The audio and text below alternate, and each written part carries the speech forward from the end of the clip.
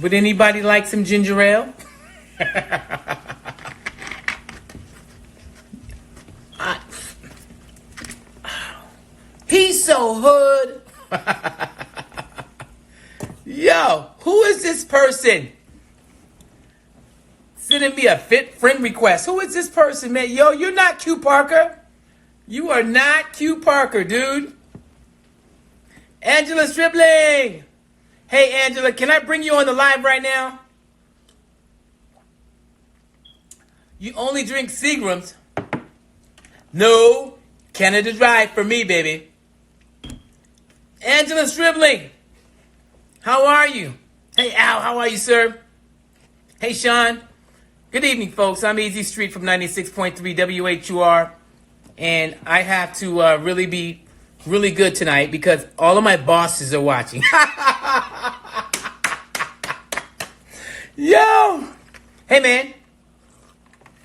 Just for the record, Q Parker coming through, ginger ale.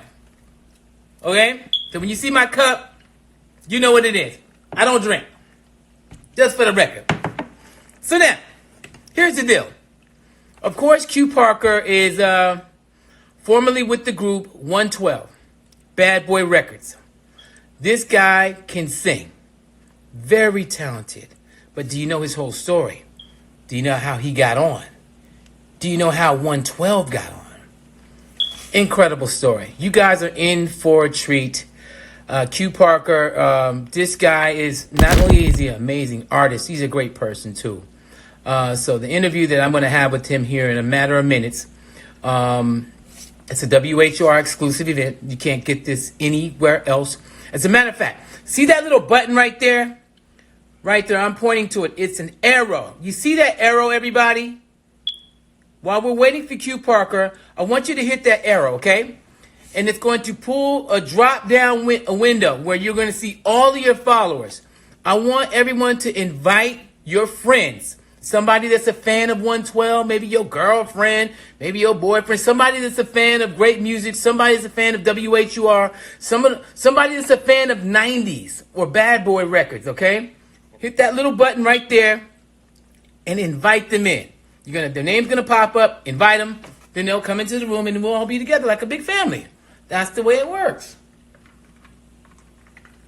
So now, a couple things while we wait for Q Parker, all right? Of course, I've been broadcasting live on 96.3 WHUR live from the crib. This is my house. Welcome to my home. I'm not giving you guys a tour. I'm not doing that, man. If you really want to see some more of my house, then you need to check me out in the morning at 10 a.m. on 96.3 WHUR. I walk around, we have fun, and I show you where I do my push-ups at, and you see my dog, and I even do a little cooking on the show sometime too while I'm on the air. We have a lot of fun. So 10 o'clock in the morning, you want to hang out, we can do that. All right? But hold on. Where is Q Parker? I would love to bring on Angela Stribling. But there is Q right there. It's my guy.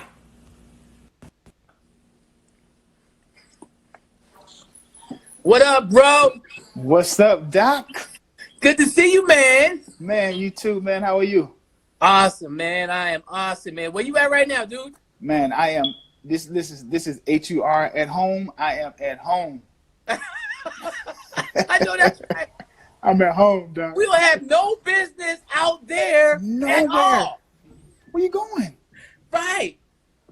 Why would you do that? Come on, man. Listen. We have enough groceries. Wife been cooking. The draft is on. Man, listen. What else could you ask for, man? Right. Shout out to Tracy Luttrell. What's up, Tracy? Yeah, shout out to Tracy, man. Yo, shout out to Al Payne real quick, yo. What up, Al? What's up, Doc? That's family. Hey, Gora. So man, we have so much to talk about. And I've been telling people I know all the right questions for you, bro. Let's go. What up, Sherry? What's Sherry? Sherry's in the room? Yeah, man. Where is Sherry Warren? Yes. That's So, family, man. so Q, let's get right into it, man. Let's go. So let's start in the beginning, as Okay. far as when you started singing first. Okay. Wow, man. If you want to go back that far, let's go back to, about 6 or 7 years old, singing at church. That was my training ground. That's where, I got the confidence. That's where I did a lot of trial and error. That's where it was just open your mouth and just sing. My uncle is in the building. What up, Unc? Yeah, that's where it was just sing, sing, sing. Don't worry about what it sounds like. Just get your confidence up first. Just belt it out and get it right, and then we'll work on the thing. So it would start about 6 or 7 years old in church. Okay, awesome. So talk about the group 112 and how you got into the group. We know that this group was pieced together, that it was very intentional about what somebody wanted to see. Absolutely. From 112. So talk about that whole entire process. Okay, so in 5th grade, there goes Sherry. What up, girl? Hey, Sherry. So, Quinnis. So, in 5th grade, I met Deron Jones. He and I sang in an honor chorus in Atlanta. So, there was one main chorus that assembled kids from other choruses, and made one honor chorus, like an all-star chorus. And so, I met Deron there. Didn't know that 1 year later, my parents would move into the same neighborhood that Deron, Mike, and Slim lived, right? And so we ended up going to the same middle school. Now, in middle school, they were already a group, Mike, Slim, Deron, and 2 other guys. But I would see them all the time because while they were singing and stuff, like I was an athlete, I was a scholar, so I was still very active, but I was just like in the chorus. They were in like the show choir. And if you remember anything about the show choir and chorus would sing like all the classical operatic type stuff. And then the show choir would sing like the songs on the radio, right? They would get dressed up and like put on a whole show. So I would be like with the athletes, and I'm looking like, man, I could do that too, man. Yeah. If they ever look my way, I'm telling you, I'm going off, right? And so they never looked my way, right? And so middle school went on, and then we all graduated, went to high school. Now, Slim is the oldest, so Slim is 1 year older than me, and then Mike and Deron are 1 year younger than me. And so let's fast forward. Slim is now in 11th grade. I'm in 10th grade. Mike and Deron are in 9th grades. Slim graduates with the other 2 guys. So now it's just Mike and Deron, and they're now looking for another member. Slim is a senior, I'm a junior, they're sophomores. So the 2 older guys graduate, so now it just leaves the 3 of them. And back then, it wasn't cool to have like a 3-member group. You had to have at least 4 guys or 5 guys, right? Uh-huh. And so they were looking for another member. Now, I'm singing next to them every day in chorus class, so they know I can sing. I know they can sing. And one day, Mike was just like, yo, bro, we really, really want you to be in the group. Now, at that time, I was smelling myself, man. I thought I was just too good. I was like, man, I don't really have time to be in no group, although I really wanted to be in the group. Are you serious? You was on some Bobby Brown that early? I was on the B Brown early, man, because my day was already overwhelming, and my mom told me, as long as you make good grades, I'll support you in everything you do. And so, considering I'd go to practice, whatever sport I was playing, because I was a 4-star. Basketball, football, tennis, and track. Then I was like president of the SGA. I was Spanish club. Like I was just really active. So in my mind, I was trying to process, well, I'm not going to really have time to practice because I got to do my homework. It's a lot. And so Mike was like, Q, I need you in the group. And I'm like, man, I'll think about it, man. Okay, if I have time. And I just kind of played around with it, burning inside to really be in the group. And so we went through all of that. I finally joined the group, and then they kicked me out of the group. Why did you get kicked out the group? Man, so look. What did you do? I told them already from jump that I had an issue with managing my time. And then on top of all of that, man, I had a girlfriend who lived across town. So whenever I would get out of practice, I had a decision to make. Do I go see my girlfriend or do I go to practice with the guys? And so And Go so ahead, bro. It's a lot of crazy. times, I chose to go see my girlfriend. And I'll never forget, man, Mike, he told me one day, he said, Q, man, bro, you just not cutting it, man. Like, you can't, we sitting there waiting on you and you're not here. And so they kicked me out of the group, man. I was out of the group for maybe about a month. And then, I finally just said, you know what, guys, I'm really ready to. How did you get back in? Did they ask you to come back, or did you beg your way back in? It was kind of we met at the same time because they knew that they wanted me in the group because then they just left them with 3 guys. And remember, it wasn't cool to have 3 guys. And so I believe as long as I came back to the group saying, hey, I was really ready to, put my best foot forward, they were going to be welcoming. And so I think everything just kind of lined itself up, and I recommitted myself to the group. And then, maybe like 2 months later is when the whole meeting with Puffy happened, and the rest is. We're gonna get that. I'm glad you're right there. Let's park right there. Okay. All right. Hey, to everybody that's tuned in, of course, I'm Easy Street from 96.3 WHUR. Family.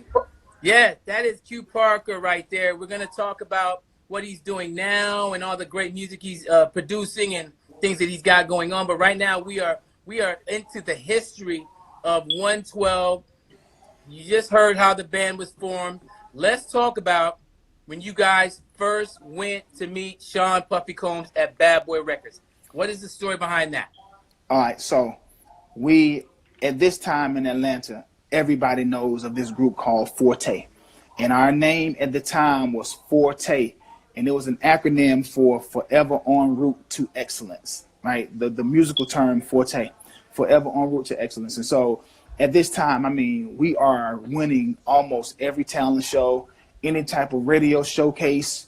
You know about these 4 guys that are singing. Now, mind you, during this time in Atlanta is bubbling, right? And so at any given talent show, you may see 112, you'll see Jagged Edge, you'll see Escape, Usher, Outkast, Monica. Like, all of us were competing against each other in talent shows. Sometimes we win, sometimes they win. We come in runners up or whatever. But we had built a great reputation in Atlanta of these 4 guys that are really doing their thing. Now, mind you, at this time, Silk was already out. So Silk had already kind of like made a name for R&B groups in Atlanta. And so we like, okay, we're gonna carry the mantle that Silk has started, and we're going to, represent Atlanta. Well, our manager at the time, big shout out to Kevin Wells, Courtney Seals, they had a relationship with Puff. Now, we didn't know who Sean Combs was or none of that. All we knew was he was a Carl Kanai model. Remember, Puff used to do them Carl Kanai ads, right? Because at that time, Big hadn't come out yet. Nothing had come out, but this was this guy who was like, yo, tonight, we're going to get dressed up, and I'm going to take y'all to this club. Well, the club was 112, the Club 112, Staple in Atlanta. Puff came out of the club. Duran had his Casio keyboard, put it on the back of somebody's car, probably scratched up their trunk or whatever. And, man, we sang everything we knew from John P. Key to Commissioned, Winans, Silk, Boyz II Men, Jodeci. And, it was one of those. If you know Puff, you know Puff. All right, yo, walk with me. Come on, yo, come on. And so we basically are like trying to play and sing while he's walking. And obviously he heard something that sparked him to come back to Atlanta for an official audition. But this time when he came back with Faith Evans and Usher. Because if you remember, Puffy executive produced Usher's first album. Yes. Sometimes I think of you, holding on to someone new. All of that, right? And so we auditioned for real at this time with the baby grand piano at Doppler Studios. And we going off. Faith looked at Puffy and said, yo, if you don't sign these boys, you're going to regret it. And 2 weeks later, man, he sent contracts and we became the 5th artist on Bad Boy. Everybody put some love on the screen right now. This HUR at home IG live sound like a documentary, don't it? Man, this is good. Absolutely. So, man, so Q, you guys had some major hits. Like, who decided? Was it the group or was it Puff that decided like what we heard on records with 112? One of the things that Puff loved about 112 was we were a self-contained group. Within the group, you have 4 lead singers, and that was really like that was a requirement to be in 112. You couldn't be like just somebody who was holding a microphone. Like you had to be able to hold your own. We intentionally wanted 4 lead singers, right? However, we didn't know that Duran was going to become the super producer that he is. And so within the group, we produced and wrote pretty much all the 112 hits from Only You to Cupid, Anywhere, Peaches and Cream, Dance With Me. Like if we didn't write and produce it, we wrote it because the hitmen produced it. But we were always very, very, very like a major part in the records. And in the beginning, Puff would kind of like hover over us. No, I don't like that. No, I don't do that. Try this. No. Do that again. And then at one point, man, we were just like, listen, you signed us because you felt like we were talented enough to create, allow us to create. And at the same time as we were saying that, Big was like, yo, Puff, man, leave them boys alone. You signed them because they were dope, right? So let them be dope. And from that moment on, man, the hits just kept coming, man. Okay, so here in Washington, D.C., the record Only You was a huge smash. You guys came here and smashed so many stages in D.C. Of course, the late Notorious B.I.G. on that record, man. Tell us the story of that record, how it happened, and something that happened in the studio when it was recorded that you remember. Funny story. So we're all from Atlanta, and if you're from Atlanta, it's just a certain way that we were raised, Southern hospitality, right? And so we moved from Atlanta to New York to record album number 1. And we're just who we are, not knowing that New York is kind of like rough around the edges. You know, New York is just like, yeah. And so there would be times where we'd be like, thank you. And people be like, what the fuck you gonna thank you for? Like, y'all corny. Why y'all always so nice? Saying thank you so much. Right. And we were just like, that's so weird. But so we did the Only You. Now, the hook to Only You, girl, I want to be. We sang that for Puffy the first time. Like it was the first idea we came up with. And he was like, nah, I don't like that. Nah, change that. Nah, change that. So we went back in and created another hook. Nah, I don't like that. Nah, try something else. Another one.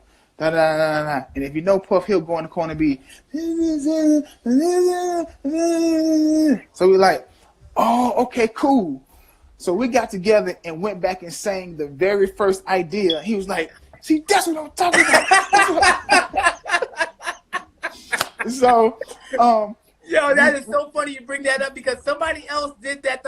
Other people did that to Puff too. You know that, right? Yeah, he's like. He had to make it feel like it was his idea. Man, listen, I love Diddy. I love that guy, man. And so look, when we finished the song, Puff was like, yo, we're gonna make sure Big is on the record. And the thing that I love about Puffy and Bad Boy, you hear often Bad Boy family. It really was a family because what I loved that he did, he utilized the person who was already in the race to introduce the newcomer. If you look at it, Big introduced us, Big introduced Total, we introduced Mace, Faith introduced us. Like it's all piggybacking, right? And so he said, yo, I'm gonna put Big on the record. We like, now at this time, Juicy was out, and Juicy is killing, right? And we looking like Big is gonna be on our record. Big lays down the verse, Jesus the Notorious, blazes it. Big is sitting in the kitchen in the lounge area of Daddy's house. And our manager, Kevin Wells, was like, yo, come here, y'all. He got all of us together. He was like, yo, I need y'all to go in there and just say, thank you to Big for lacing the record. So we're like, I bet. Somebody in the booth, somebody in the studio, somebody. So we go one by one. And so if you can imagine, Slim goes, Big, thank you, man. Thank you. I appreciate it. A few minutes later, Mike, Big, man, thank you. A few minutes later. So by the third member, Big was like, yo, Can y'all get all the 112s in here one time? Say what y'all gonna say and get it out the way. Y'all not just gonna keep coming to me one by one. Man. That is crazy. Crazy. So let's talk about the record Cupid, man. Yes. That's one of my favorite. Cupid. Yeah. Let's talk about the record Cupid, man. What is the story behind this record? This record is so big. It can't fit in this room, bro. It can't fit in this room. Tell us the story behind Cupid. Funny story. So, when you are a new artist, your budget is, well, back in the 90s, budgets were just big, right? But as a new artist, it wasn't as big as the seasoned artist, right? And so we wanted so badly. Puff said, if y'all can choose who you wanted to do a song with, say it, and then we'll make it happen. And so we was like, Babyface. Oh, man, we got to have a Babyface record. It was like, all right, I'm Diddy. I'm Puff. He wasn't Diddy at that time. I'm Puff Daddy. So Face comes back with this fee that was just like, it was like our entire. The way my bank account is set up, bruh, it was our entire recording budget. Wow. So we went through the formalities, flew out to LA, and went to Face's house. And I don't remember who did it, man, but in his living room, man, he had this this grand piano and this white carpet. I mean, it was bone white. And dude, it wasn't me, but I don't remember which member it was, didn't take off his shoes and trample some dirt on this man's white carpet. And I don't know if that was the reason why he didn't do a song for us or whatever the case, but we just couldn't afford Face anyway. So we came back home, and I remember on the ride home, Duran said, yo, we're gonna do our own Babyface sounding record. And we went to the studio. We about to jack him. We went to the studio, and Cupid was influenced by us channeling what we thought Babyface would give us in terms of a 112 Babyface record. And so it was influenced by Babyface, although he had nothing to do with the song, but just us channeling his patterns, his approach to a record is how Cupid came. Did you ever tell him that? Yes, we have. Yeah. And what was his reaction? He's always so humble. Thank you. No, I appreciate it. I love 112. I'm glad that I can contribute. Although I didn't contribute, I'm glad I can contribute. Yeah. Wow. Amazing. Sorry, bring me a charger. So now, in case you're just tuning in, that is Q Parker, 112. This guy's got an amazing project that we're going to talk about, but we're just going over history right now about the group 112, about him. And as you can see, amazing stories. We really appreciate you spending time on WHUR's at home event. We do this pretty much all week long.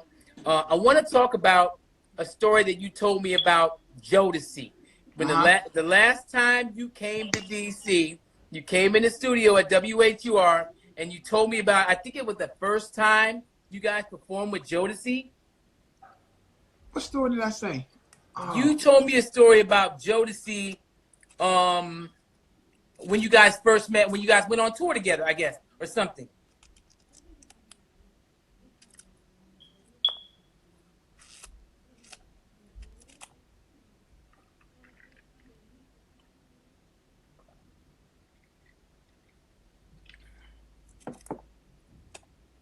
Oh, are we there?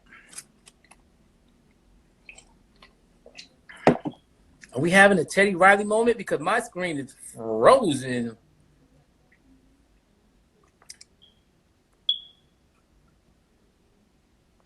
Keep talking. Oh, we are frozen. Okay, so we are frozen. We are frozen. Okay, Q, are you there? There we go. No? Okay, all right. We're back. Okay, we're back. Yo, I just want to say to everybody that we're going to get this right, and we're going to make sure that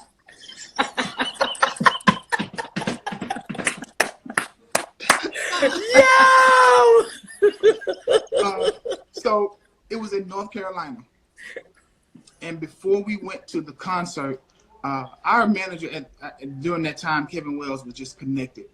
We met Jodeci, and one of the things that made Puffy and everybody love 112 early on was we used to do this. We used to do this medley, and this medley showcased all of our vocal abilities. Every one of us sang a different song to just kind of showcase what we could do. I sang a Brian McKnight song. Mike did Jodeci record. Deron did a Stevie Wonder record, and Slim did a Babyface record. Like we did it on Video Soul. We did it on the joint with Sherry Carter and Donnie Simpson, like all of that. And when we met Jodeci, they were just so inviting, man. They had already done their homework, and so they would always say to us, man, y'all got next, and whatever y'all need, let us know. Y'all like we are adopting you guys as little bros. And wow. Every time we ran into them, it's one thing, man, when you kind of like idolize somebody. Because not too long before that, I remember being in front of the television, watching Video Soul, and seeing Jodeci and Boyz II Men on the television, saying, man, that's going to be us one day. And then now to be in the living room of KC, then let alone a few years after that on the same stage, sharing the stage, doing shows together, man, it's a dream come true. Wow, amazing. You know, earlier you mentioned the group Commission. Mm-hmm. Talk about your relationship, and we know that like you did a record. You recently did a record where you had all these R&B individuals come together and do something different, something spiritual. Yeah. Talk about that project. The project is called The Bridge Project. Big shout out to my partners, E1 Nashville. What up, Kay? E1 Nashville for what up, Gina? E1 Nashville for partnering with me and my company, New Fam Entertainment. I wanted to do something different. You know, I've been blessed to understand the importance of manhood. You know, I went through a lot of stuff in my career and in my life where I wanted to make sure men never have to travel through this thing called life alone. And because of my struggles, I created an organization here in Atlanta called Brothers United of Atlanta, a safe space for men to empower, motivate, encourage. It's like group therapy. And from that, because I'm a musician, I wanted to do something musical with it. And so that's where the Bridge Project came from. Now, being a product of the church, but then my profession has been an R&B singer, I know what it's like to live in both of those worlds. And I've witnessed how they are often pitted against each other or just opposite of each other, as if they cannot coexist. And so as a fan of Quincy Jones and as somebody who is a fan of people that are curators and can kind of spearhead movements, I wanted to channel that. And one day, you know, God just put it on my heart that you are the one that I'm calling to do this. And man, I went in my phone and I just called everybody I knew, all the relationships that I built, whether it was gospel and R&B. And I said, hey, man, I'm doing this project. I need you. And, man, almost probably 92% of the guys I reached out to said yes without even money exchange, no contracts or anything, just really saying that Q, I support you. Big shout out to my brother Montel Jordan. He's a part of the project. What up, Montel? What up, bro? Also, love you, man. And, man, 55 guys representing R&B and gospel joined me on this mission of brotherhood, man, just redefining and reclaiming the lifestyle standards of manhood. And I'm really proud of it. Like, you know, when I say this, a lot of people look at me kind of crazy, but I think it's some of the best work that I've ever done. Awesome. So name some of the individuals who are on that project.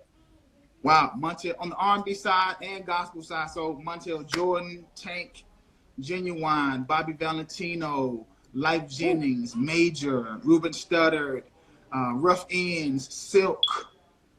And then on the gospel side, and I'm just naming some off the top of my head, Travis Green, Jonathan McReynolds, Todd Delaney, Vashawn Mitchell, John P. Key, Byron Cage, Ted Wynn, Zacardi Cortez. Man, it's just it's amazing, dude, how people can rally around a common goal. And like I said, when when it's all said and done, the goal is to have men understanding who exactly we were called to be. And so the first single, like I said to myself, how can we start a movement without first defining what it is? And which is why the first single is called Made For. So my production partner, Jeremy James, and my brother Eric Dawkins, we came up with an amazing record called Made For, which features Eric Dawkins, Dietrich Haddon, and Avery Wilson. Incredible. Man, give the title of that one more time. I know it's available on iTunes and everywhere else. Yes. It's called Made For. What up, Avery? My brother Avery's in the building. What's up, man? What's up, babe? Incredible vocalist, man. Oh, my God. Love you, man. Love you, man. The title again one more time? Made For. Made For. Available on iTunes, wherever you buy music. Now, everywhere. Yes. You are in Atlanta right now, correct? Yes, sir. So, we already know that y'all governor down there, no disrespect, a lot of people are upset that, and the same things happen, not to just put it all on Georgia, because I'm telling you right now, Q, here in Maryland, our governor, Governor Hogan, also is opening up the barbershops, the beauty shops, and the nail salons. They're relaxing restrictions, even though we're going through this coronavirus pandemic situation. What are you feeling? What are you thinking? And I'm going to give you an opportunity to weigh in on that. Well, me and mine, we're staying home. There's no way we are, going back into the community, society, not even knowing if this whole COVID-19 has been contained. And as the head of my tribe and as the head of my clan, it's my responsibility to determine when we're going. And big shout outs to our mayor of Atlanta, who said, yeah, I understand what the governor of Georgia has said, but as for me and mine and my city, we're not going to be as loose with it. And I love the way she said it. Like, I don't know what numbers you guys are looking at, but the numbers that I'm looking at for my city doesn't say that it's time for us to go back regularly. And then the thing that I really, really, really was like looking at was the businesses that he said was going to open, the barbershops, salons, and like, man, what's up with the banks, man? Like, what's up with all these other, like, why are you just opening barbershops? And right. What about the golf course? Is the golf course going to be open? Bro, like, so I'm just always telling people, man, stay prayerful, stay prayed up, and just keep your eyes open, because we have to understand what's really, really going on. And, nobody can make the best decision for you. And so for everybody that's watching this or everybody that may hear this, do what you have to do. Do what's best for you. And if you listen to anything that I'm saying protect yourself. Stay at home. Awesome. Q Parker, bro, we love you. Thank you so much for coming through and hanging out on WHUR at home. Yes. I'm going to let you have the final word for everybody that's watching right now. Final word is, man, find peace. Operate in peace. Operate in peace. To all my brothers out there, man, we've been called to hold a very, very huge responsibility as leaders. And this whole Bridge Project movement is to just reaffirm what we were made for and who we really, really, really are. And so please follow the movement.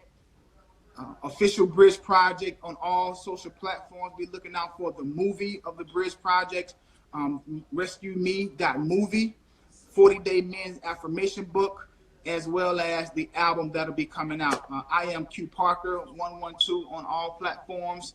And man, I thank you guys, Tracy, Al, thank y'all for always supporting me, man. No matter what it is that I've been doing with 112, the Q Parker movement, and now this Bridge Project, y'all always make me feel at home. So thank y'all. I appreciate y'all. Thank you, Easy. All right, God bless, man. Put some love on the screen, Q Parker, y'all. Love you, bro. Take care, man. Good to see you, man. All right, you too. All right, peace. Wow. Wow. I told you. WHUR at home is always crazy. Always crazy. So here's the deal, okay? We're going to be doing this for a while now. Visit our website at WHUR.com for details on who's next, all right? I can't tell you who's coming through next, but we got some other heavy hitters, man. And it's not just music people either. We do news too. Angela Stribling had Derek Rutledge on yesterday. Of course, Derek is the makeup artist for like Oprah and has done the makeup for Michelle Obama. And so these things are going on. The list is crazy. I can't tell you all the people that we have lined up, but make sure you keep it locked to 96.3 WHUR to find out when the next one is. And I will tell you this, if you tune in the morning, 10 a.m., I will tell you who is next. In the meantime, before I bounce up out of here, finish up my ginger ale, want to remind you, also, if you go to the website, WHUR.com, Mother's Day is not canceled, okay? We have a contest on our website. It is 1K for Mom's Day. If you go onto the website tonight, you can enter for a chance to win. Also, we've got those $250 Amazon gift cards, all right? On the website right now at WHUR.com. Make sure you're following us. We love you. Thank you so much. God bless. Have a good night. I'm out. And thanks for rolling with it, brother. Peace.